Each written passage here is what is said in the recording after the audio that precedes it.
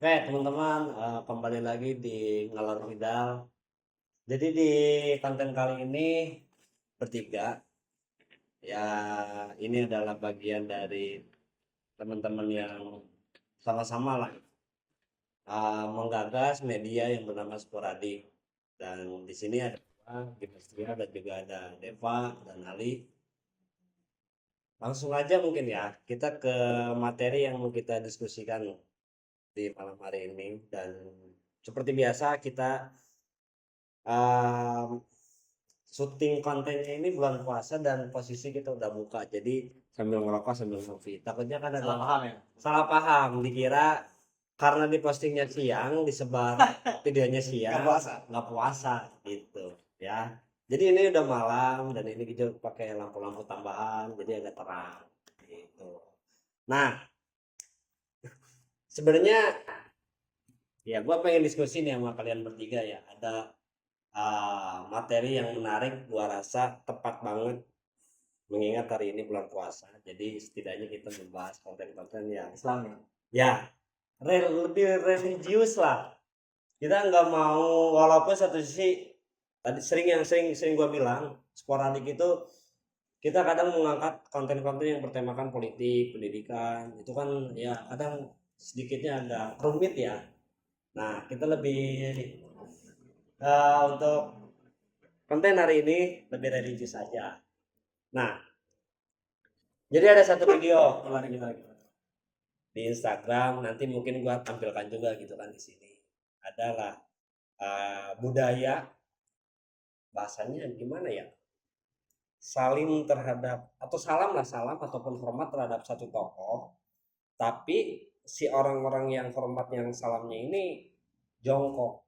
Jongkok jalan-jalan, nah si tokohnya ini di tengah-tengah gitu. Jadi di media yang di-up di Instagram ini, di situ ada kata-kata fenomena pengkultusan individu yang membangkitkan kembali budaya toksik feodalisme.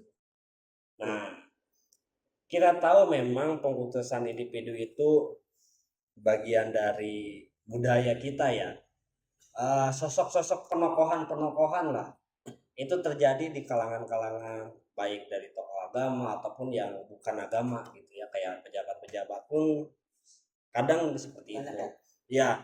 Nah, cuman di sini dikaitkan dengan budaya feudalisme yang dimana secara definisi kalau kaitannya feudalisme dan pengkultusan individu itu adalah kaum-kaum bangsawan yang gila hormat gitu. Nah, jadi ini tema yang mau gua bahas karena kenapa perlu untuk dibahas. Sebenarnya ini kita lebih ke bukan menjelekan atau apapun itu, cuman kita menjawab lah, orang-orang bertanya-tanya sebenarnya budaya-budaya ini tuh dari mana asal usulnya gitu kan. Apakah dari era-era kolonial udah ada, karena ada yang angkat juga cuplikannya tuh era kolonial sama begini sama sekarang juga sama. Lagi nyawer itu. Nah, yang nyawer-nyawer itu kan mungkin di beberapa daerah masih mewajarkan, tetapi ada beberapa daerah juga yang bilang bahwa oh, ini orang-orang yang gila ataupun mabuk terhadap agama lah, kekuasaan lah, gitu. Jadi pro kontra di masyarakat.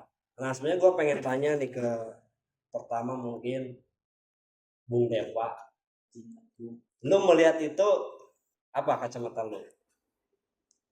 Gua kalau nggak nyebut Bung, Bang, Bang. Masa mau nyebut Kanda. kalau Kanda kan identik dengan satu organisasi. Enggak. Kanda itu kan sebutan-sebutan di daerah-daerah timur ya. Kanda. Nah, iya iya sih. Jadi kalau Bung itu lebih ke netral, netral ya. Sama aja sebenarnya mah. Sama aja sih. Ada Bung gimana Bung? Gimana ya? Sebenarnya kan feodalisme ini kalau misalkan kita tarik dari sejarah lagi-lagi. Ya. Ambillah sejarah yang diakui di dunia kan memang sejarah Eropa. Yang selalu jadi referensi. Yang selalu jadi referensi.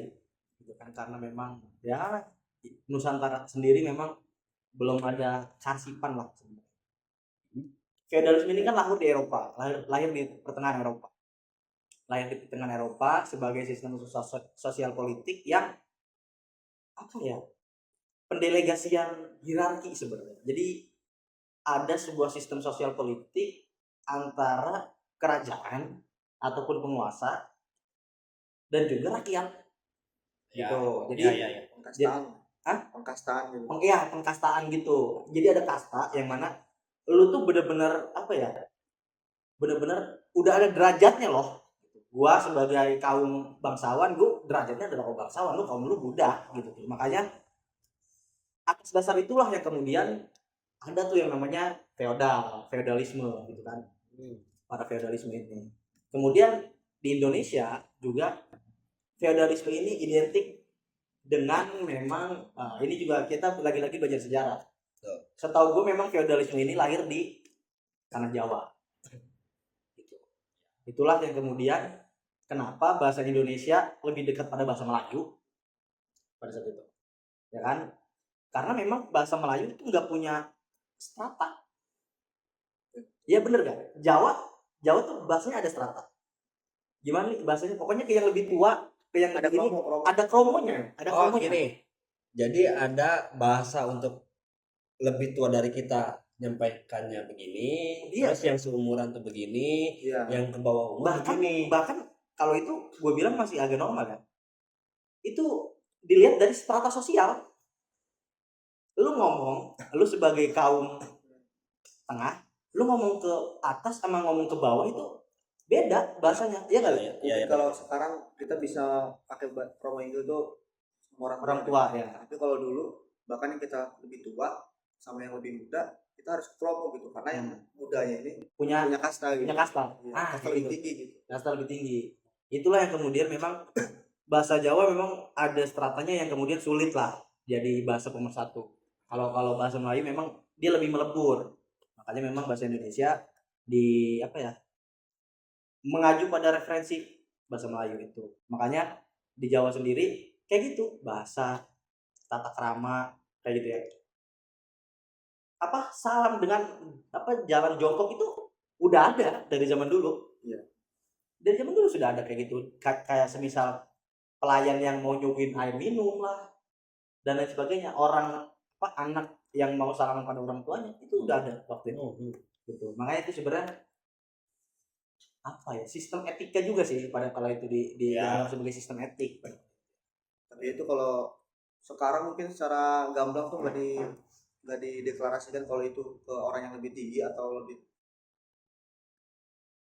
Jadi tuh kalau gua mungkin salah memahami yang namanya adab gitu kan. Karena ya. umumnya kita sebagai siswa, mahasiswa atau santri, kalau guru atau pengajar kita selalu bilang lebih utamakan adab baru ilmu Dibanding ilmu ya. Itu yang digembor-gemborkan sama mereka, sama para pengajar atau para pemuka agama gitu. Oke. Sampai ada yang memahami itu kalau misalkan kita harus hormat ke guru gitu Pak, ke guru. Ya. Nah, supaya dapat berkahnya kan. Ya. Justru karena salah memahami itu jadi berlebihan gitu. Jadi berlebihan sampai harus sujud, enggak sujud sih. Enggak ada dong. Jalan jongkok. Jalan jongkok, saling bolak-balik. Ya. Sampai yang lebih parahnya level terparah itu apa? Mau gufron itu sampai dilundahin mulut bibirnya itu kan. Tapi kan gini. Maksud gua kita melakukan hal itu adalah yang melakukan hal itu terhadap seseorang yang derajatnya ini sama dengan kita, sesama manusia. Ini kacamata gua aja ya. Ya, Gitu. Kacamata Pancasila. Ya, Kacamata Pancasila itu. Kemanusiaan yang adil dan beradab. Iya maksud gua kan secara derajat manusia itu sama. Kita ini belum tahu loh orang yang kita hormati demikian itu apakah memang dia adalah orang suci kah? Kita nggak tahu. Itu yang gua janggalnya di situ aja sebenarnya. Sebenarnya kan apa ya hal-hal kayak gitu tuh kalau lu bilang nggak tahu, mereka melihat dasar pengetahuan itu dari nasab. Dari nasab orang yang dianggap Gus, orang yang dianggap Habib, dilihat dari situ. Maksudnya kalau lu bilang tadi kita nggak tahu kalau orang itu adalah bla bla bla bla bla, mereka melihat itu dari sudut pandang nasab. Jadi ini oh ini Gus, oh ini Habib, oh ini keturunan ulama. Gitu tuh salah satunya yang memang sekarang ramai kan seperti itu. Iya. Gitu. Jadi Titelnya itu. ya titel landasan mereka tuh memang itu titel itu sih. Ya, Tapi kan kalau pandangan sama manusia emang iya sama gitu kan. Tapi kalau secara sosial kan berarti beda pengaruhnya gitu. Yang namanya pemuka agama atau guru sama santri. Di atas. Iya. Tapi emang santri itu atau murid atau sama-sama pelajar gitu. Kita tuh nggak ada maksud buat mengkultuskan secara berlebihan gitu sebenarnya awal. Cuma supaya etik dan moral ini berjalan dengan semestinya gitu. Karena itu yang ditanamkan ke kita atau ke semua para pelajar atau santri ini. moral adab dan Iya, etika. akhirnya kan secara kolektif itu terus berlanjut sampai dari generasi ke generasi. Iya. Itu malah bisa lebih diperparah lagi gitu.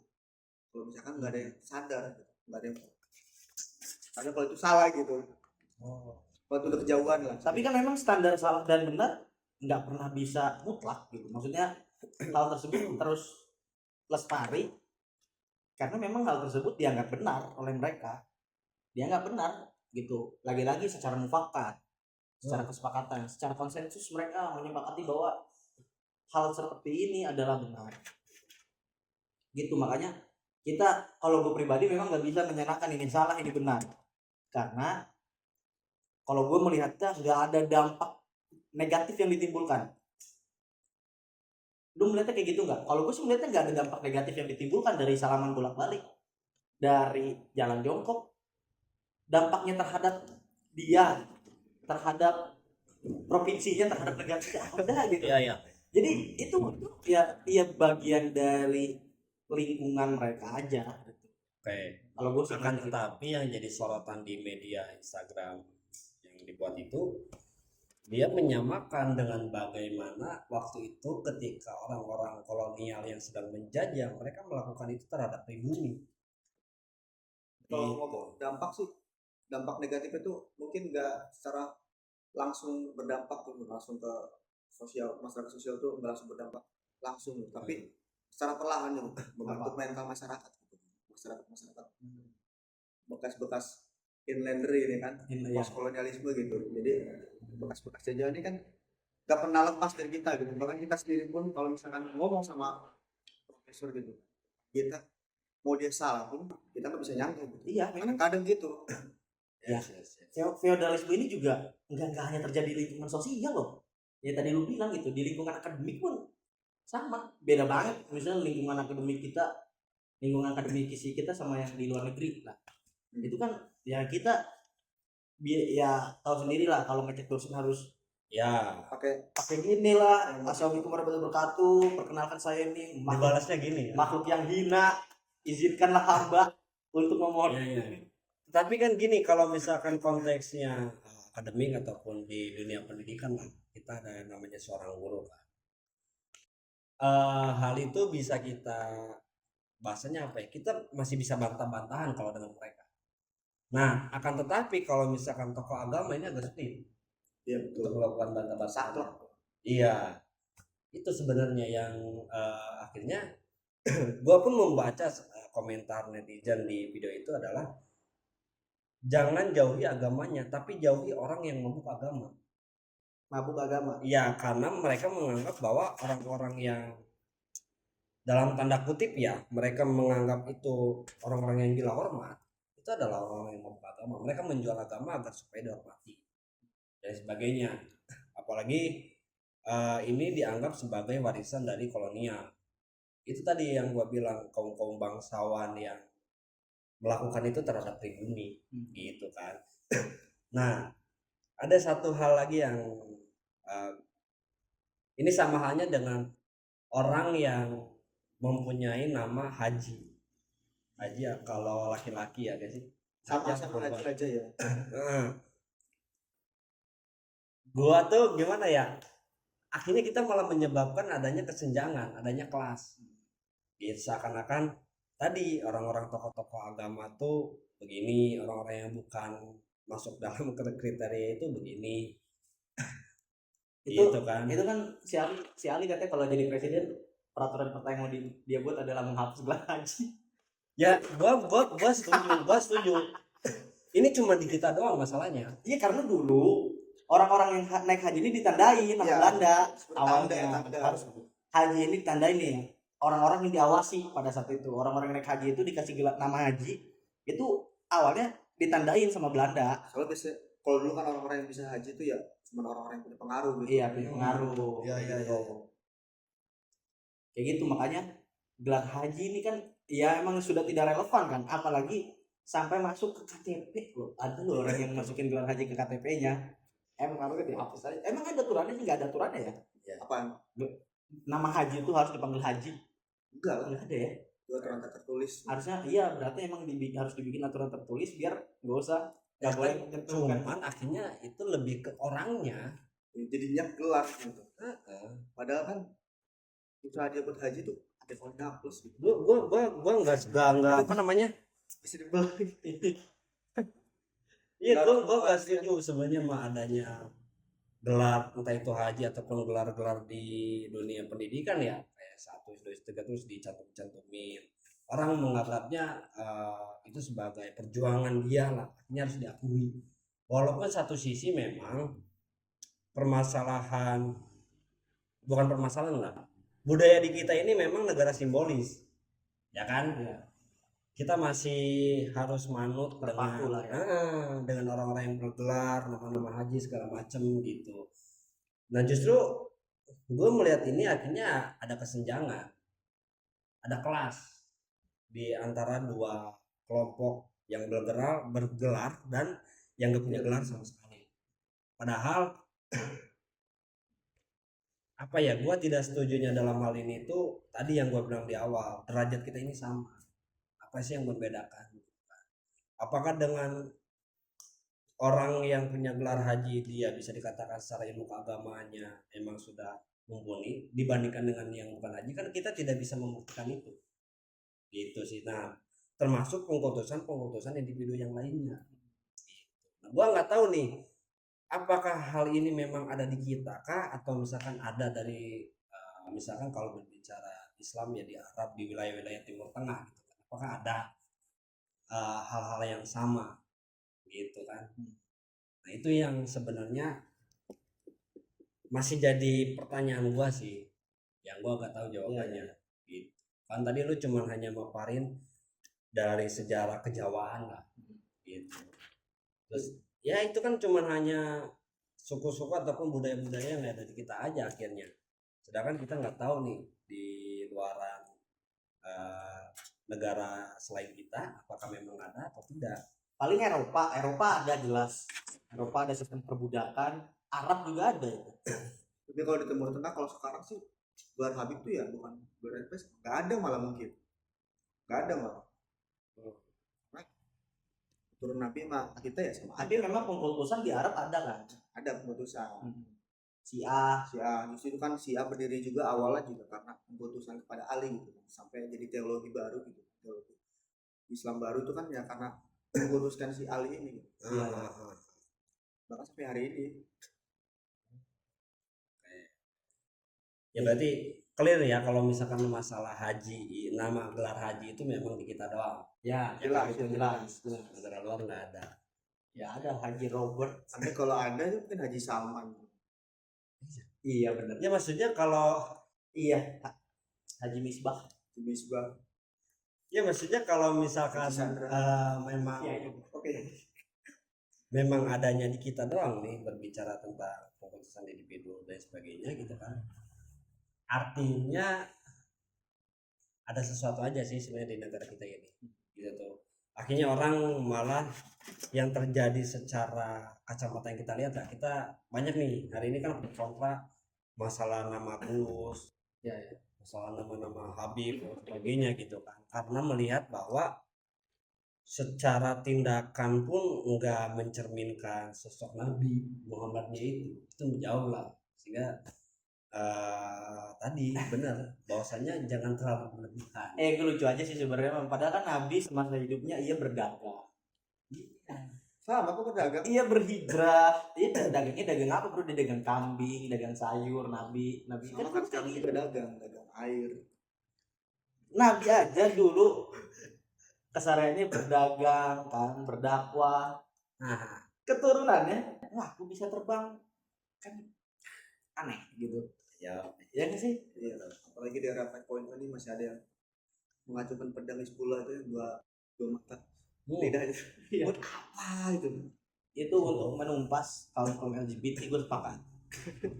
Katanya kan suka ada tuh ini umat-umat yang dirindukan pedang Umar bin Khattab. Itu kan Umar bin Khattab itu pedangnya itu tuh pedang bermata dua itu apa bukan bermata dua yang punya dua lidah itu tuh. apa ya ya. Itu gue pernah ngobrol sama anak kami itu ngomongin soal LGBT. Kenapa? Dia bilang, bang itu tuh gak bisa sembuhin kan? Itu bukan penyakit, dia bilang gitu kan, bukan kelainan. Emang terus gimana solusinya? Bang? Solusinya ada di kitab apa dia bilang itu harus minimal separah-parahnya dijatuhkan dari gedung paling tinggi gitu. Itu dia bilang itu berarti gak ada solusi selain dibunuhkan pedang. Iya, karena kan melihat fenomena pengkultusan individu itu akhirnya kan menimbulkan reaksi. Polemik lain ya. Iya. Dan ini memang baru rame ya di era-era sekarang ini. Banyak itu sudah ada Udah lama sebenarnya udah lama, cuma SD juga Iya, yang iya. usul ada. cuman belum begitu ramai karena hari ini yang diperlihatkan oleh orang-orang yang mempunyai gelar Gus Habib itu malah dia menyalahgunakan untuk keuntungan secara individu, menjual agama bahasanya. Lagi-lagi sih relasi kuasa. Iya. Walaupun Itu cara dakwanya udah macam-macam Iya. sampai pakai Intronya pakai DJ aja DJ, tapi itu gak ada bedanya sih itu pada zaman kita emang ada gitu kan. Iya. Kalau Sunan Kalijaga dulu ada.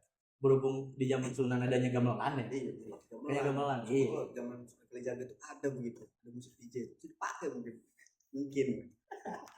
Iya sih yang menyesuaikan zaman ya. Iya, itu kan sama aja produk kesenian. menarik ya.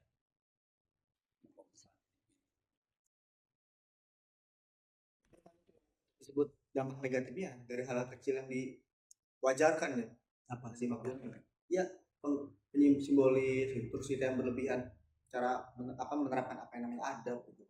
Yang lo bilang nggak berdampak itu tuh emang secara perlahan tuh justru malah berdampak besar gitu kan. Besar keseluruhan. Karena membentuk mental. Nah, Iya. Iya betul. terus diwariskan lagi ke anak cucunya. Sampai kalau siapa ada tokoh politik yang mau kampanye atau kedatangan udah kayak kedatangan William Dendels gitu kan, datang ngumpul gitu. Iya. Itu nggak perlu kan sebenarnya. Kayak politisi lagi ya. Iya. Politisi lagi. Mental bekas jajahan, bekas inlander di kita masih ada gitu, masih ada. Jadi kedatangan menir, kaum orang-orang menir gitu, orang-orang Eropa kayak dikasih dikasih tempat di Berbeda. di kita tuh mereka tuh lebih dari kita gitu. Makanya kayak dikasih waktu lah, kita tuh nyempetin waktu 1 jam 2 jam sampai kayak rumah tuh harus masak gitu, mamanya harus masak gitu. Berhenti masak, dia relakan depan rumah atau ngumpul di lapangan gitu buat datengin caleg atau siapa gitu yang datang ke situ. Padahal mereka juga yang datang juga ada maksud tertentu. Iya betul. Yang harusnya dari situ juga dari hal kecil, dari hal kampanye kita juga harus kasih lihat gitu. Kalau misalkan kita nih pemegang kedaulatan harusnya. Iya. Sistem demokrasi kan kita sebagai rakyat ini demokratis ini kan sebagai pemegang kedaulatan. Ya. Jadi jangan dikasih tempat khusus gitu mereka itu. Betul. Makanya sampai sekarang kalau misalkan mereka buat salah nggak ada satu kata minta maaf. Kayak Pertamina kemarin emang ada perminta maaf, justru malah sibuk mengklarifikasi gitu. Mengklarifikasi sibuk memastikan masyarakat seakan-akan masyarakat ini kita digampang digiri, seakan-akan masyarakat ini nggak bisa memahami situasi gitu, nggak bisa memfilter informasi gitu. Jadinya masyarakat lagi yang salah gitu. Kalau nganggap Pertamina yang sekarang dicampur Pertamax kan enggak.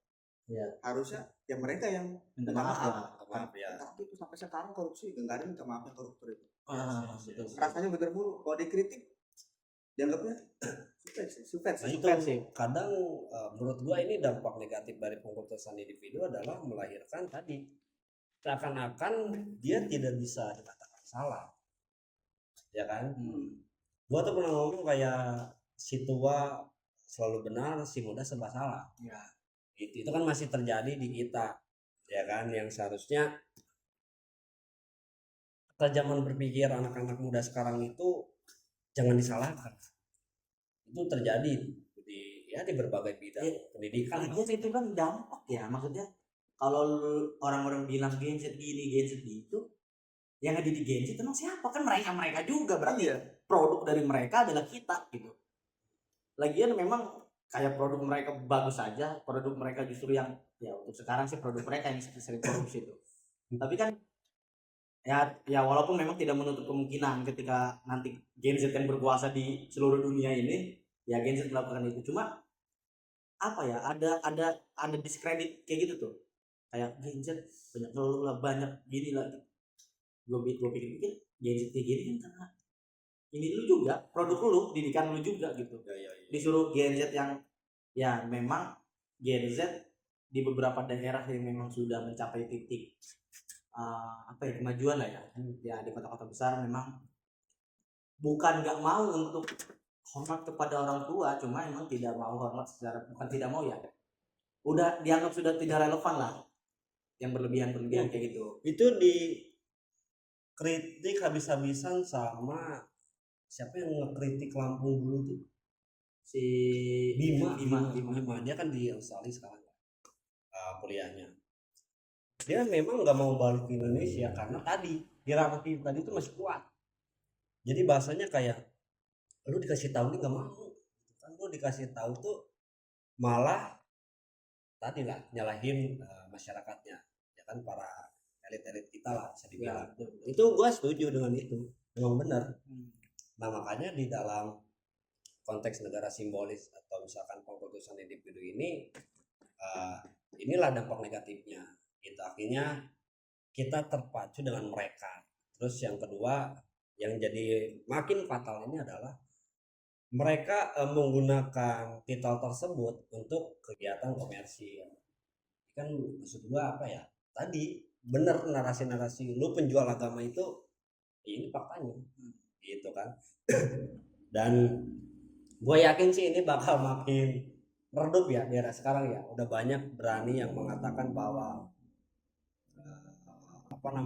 ya soal tadi juga yang namanya Gus Habib segala macam. Anak-anak sekarang udah berani ngomong bahwasanya harus lebih hati-hati lagi. Tapi masih banyak juga sih yang mengikuti mereka gitu. Justru anak muda sekarang. Justru anak muda yang joget ulek gitu kan. Iya, yang jangan. Nah artinya kan ada dua kelompok yang kita harus pisahkan. Mereka yang gap ya. Otomatis yang jadi pertanyaan kita adalah mana nih yang lebih rasional, kita ngikut ke kanan apa di kiri? Mereka mengikuti kayak gitu bukan karena rasional tuh. Kenapa? Karena iman. Satu sisi ya yang bikin karena rasional, bikin dia kuat ya. karena iman. Berarti iman itu hal yang gak rasional. Lah emang iya. Jelas, iman adalah sesuatu yang gak rasional, jelas. Kalau itu karena ketika lu sudah tidak memikirkan sesuatu, jalan keluarnya adalah percaya. Gitu. Iya gak sih? Betul. Iya. Jadi itu viralisme ini merusak sistem yang ada gitu. Sistem apa?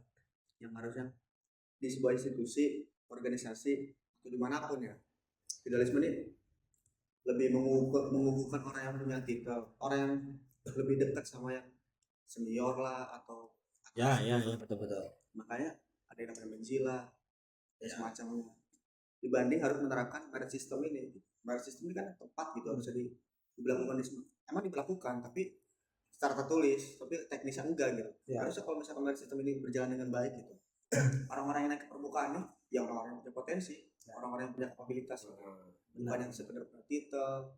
Ya kita tahulah menteri sekarang gitu, bahkan ketum partai gitu, partai besar sampai waktu presidennya ya, karena itu dari feudalisme juga awal ya. Misalkan presiden sebelumnya nggak punya dampak yang kuat gitu ya. Dia kan pengaruhnya sangat besar sekali gitu, bahkan dari bawah sampai ke atas ini saking kuatnya Iya, pengaruhnya. iya, iya, benar. Sampai orang-orang tuh udah tutup mata tuh sama kualitas anaknya ini gitu. Dari situ makanya feudalisme itu justru malah merusak sistem, saking menggerogoti gitu, pelan-pelan gitu. Ya, ya, ya. Sampai merusak ini ya, aturan yang jelas-jelas Iya, tertulis. sampai harus merubah konstitusi. Nangis anggota konstituan tuh dulu merumuskan itu ya. Iya. BPUPKI. Misal BPUPKI 60 orang itu dulu. Ya wes lah. Lo ada gak closing statement? Cukup lah. Lo? Cukup. Ya jadi pembahasannya memang ini sebenarnya harus dibahas panjang sih. Cuman ya kita lebih ke apa ya, bahasanya lebih ke dasar aja. Kita belum lebih ke intim gitu kan. Tapi tadi walaupun banyak disinggung ke fakta-fakta atau realita-realita yang terjadi di lapangan soal pengkultusan individu ini. Artinya memang yang gua simpulkan bahwa satu sisi pengkultusan individu adalah sebagai bentuk adab, moral, dan etika. Ya kita tidak bisa menyalahkan itu. Namun di satu sisi pun ini dianggap sebagai orang-orang yang terlalu berlebihan lah. Terlalu berlebihan karena dirasa bahwa ya, kita sesama manusia gitu kan. Cukup kita ini punya sikap adab, bahkan gini lah, sekelas gua nggak tahu ya, cukup hanya kita dengan Tuhan aja kalau gua ya, untuk Orang tua maksudnya dan orang tua juga. dan orang ya betul. Ada tuh kalimat dari Rocky Gerung tuh yang sopan santun yang di ada adalah itu, gue lupa tuh. Iya, jadi sopan santun bukan bahasa tubuh. Oh iya.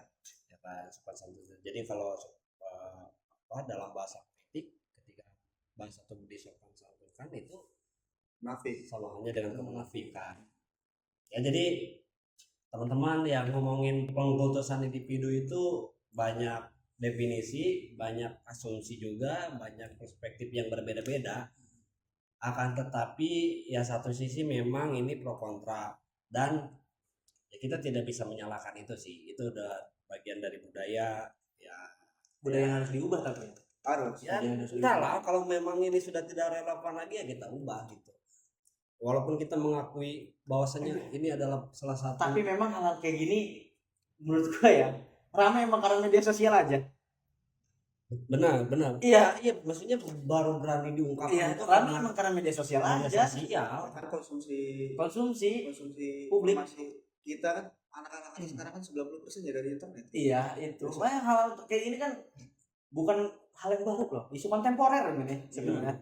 Gitu. Itu harusnya dari yang orang yang punya pengaruh nih yang mulai sadar gitu kan. Harusnya selesai itu yang namanya follow dulu baru dapat giveaway atau apa, itu kan sama aja, itu malah membudidayakan dengan gaya baru gitu. Iya. Tapi kalau follow sporadik itu wajib. Wajib kalau itu. Walaupun Karena nanti nggak ada feedback lu bakal satu sisi adalah pengetahuan yang positif, yang negatifnya dibuang aja. Ya. Ya. Jadi kesimpulan hari ini ya pengkultusan individu, gua adalah orang yang tidak sepakat adanya gelar haji. Ya. Karena itu melahirkan kesenjangan dan tidak semua orang haji itu benar. Gitu. Dan lu jangan terlalu tergila-gila dengan hal itu semua.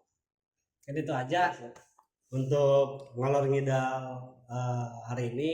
Nanti di video selanjutnya akan ada tema-tema yang menarik untuk kita bahas. Thank you.